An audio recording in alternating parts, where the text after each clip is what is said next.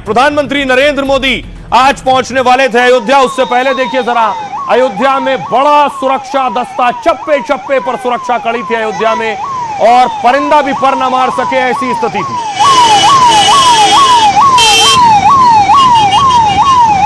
ये प्रधानमंत्री नरेंद्र मोदी से आने के पहले की तस्वीर आप देख रहे हैं, किस तरह सुरक्षा व्यवस्था की गई थी अयोध्या में।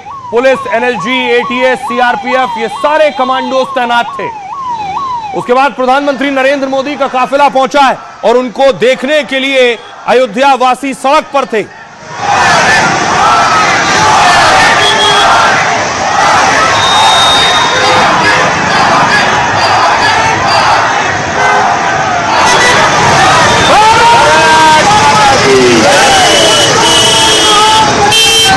प्रधानमंत्री अयोध्या पहुंचे और उसके बाद राम मंदिर के प्रांगण में पीएम मोदी ने कदम रखा। मंत्रोच्चार के बीच पीएम का स्वागत हुआ।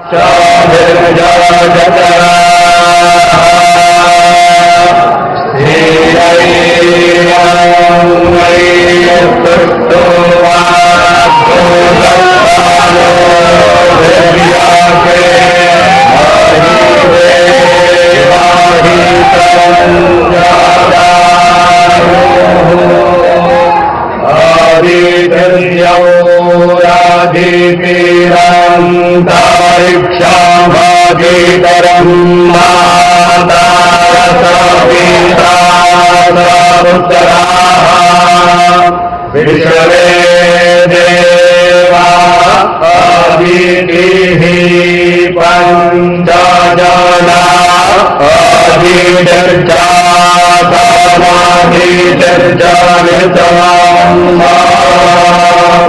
यो जातो नो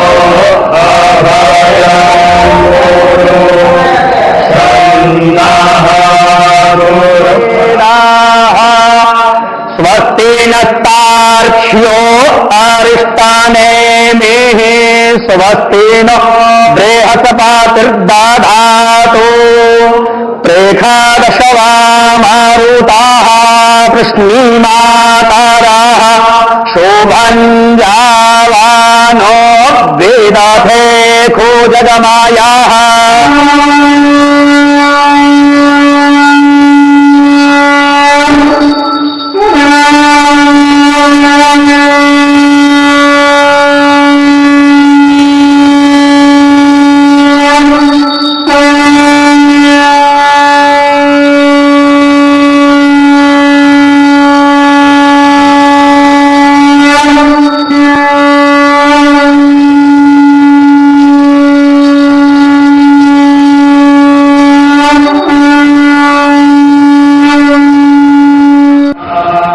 प्रधानमंत्री नरेंद्र मोदी ने राम दरबार में आरती की, उसके बाद रामलला की आरती की। वस्त्र लेकर पहुंचे थे पीएम मोदी रामलला के लिए।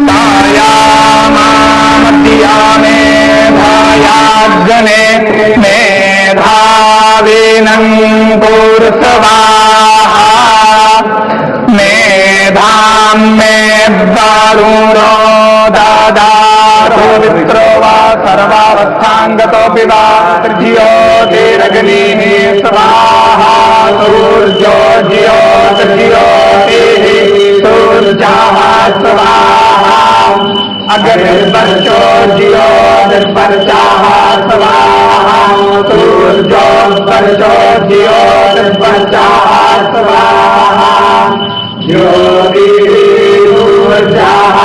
सूर्यो ज्यो स्वाहा चंद्रमा मानसो जातश्चक्षुः सूर्यो। प्रधानमंत्री नरेंद्र मोदी रामलला की आरती कर रहे हैं, पूजा की और वस्त्र भी भेंट किए। दग्निराजायत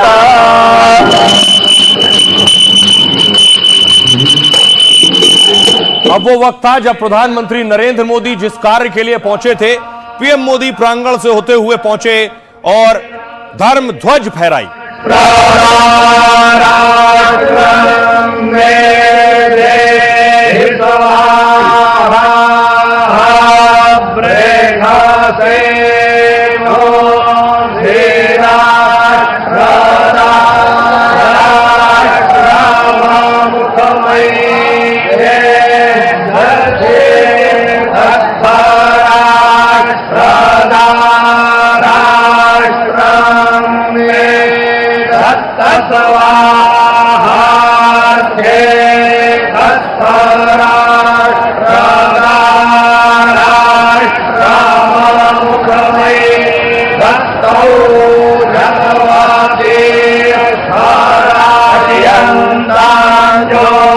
क्षेमो नः कल्पताम्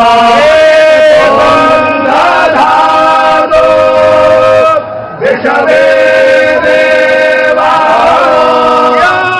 वररामचन्द्र की जय, हनुमान की जय।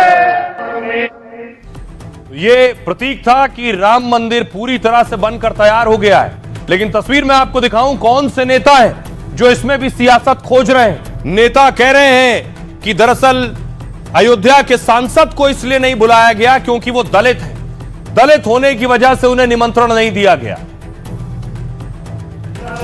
पूरी दुनिया में अयोध्या और राम मंदिर की चर्चा है। शिखर पर मोदी ने केसरिया ध्वज फहराया और इसके साथ ही राम मंदिर का निर्माण पूरा हो गया।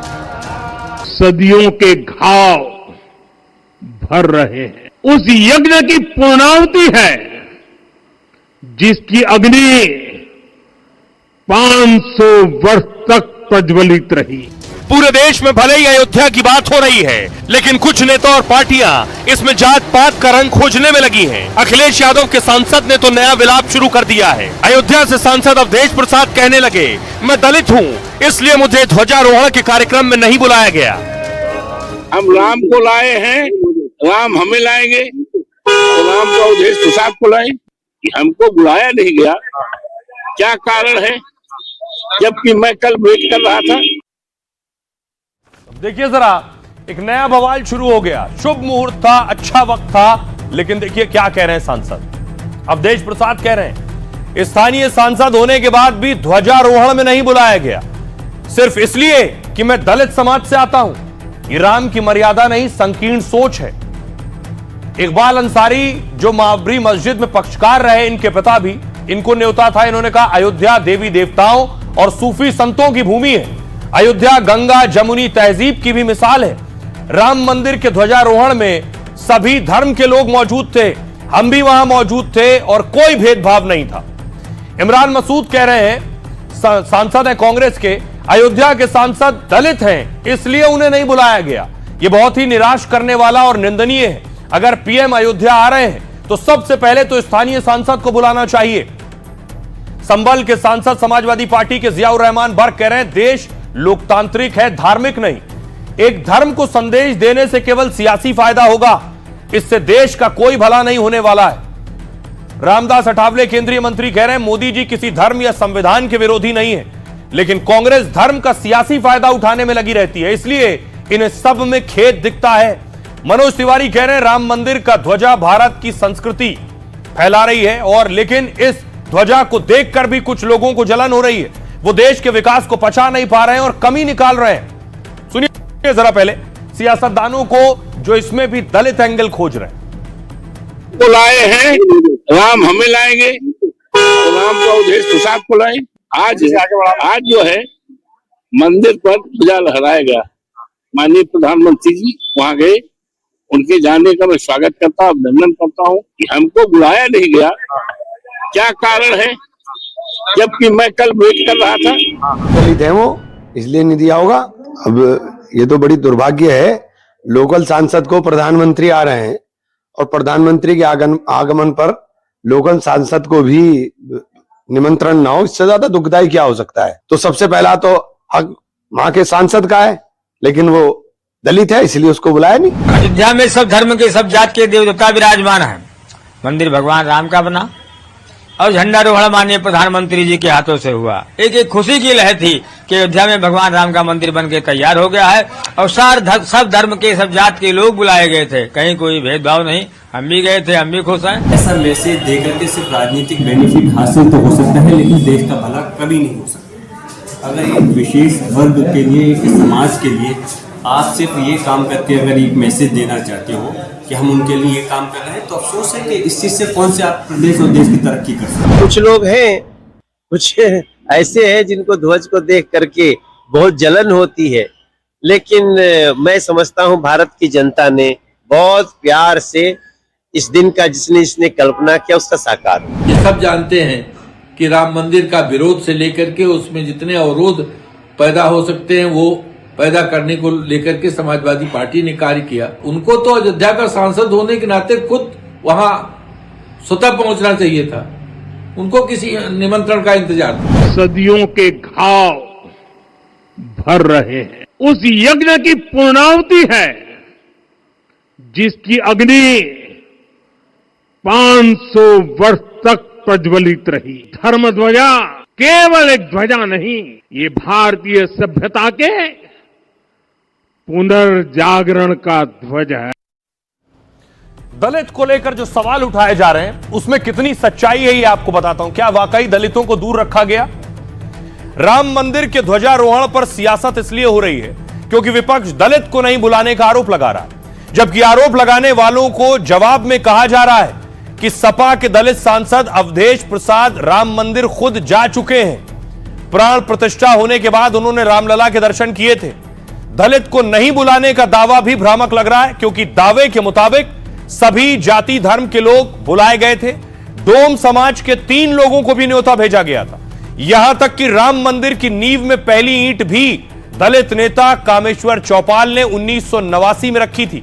मंदिर परिसर में माता शबरी और निषाद राज की मूर्ति लगाई गई है।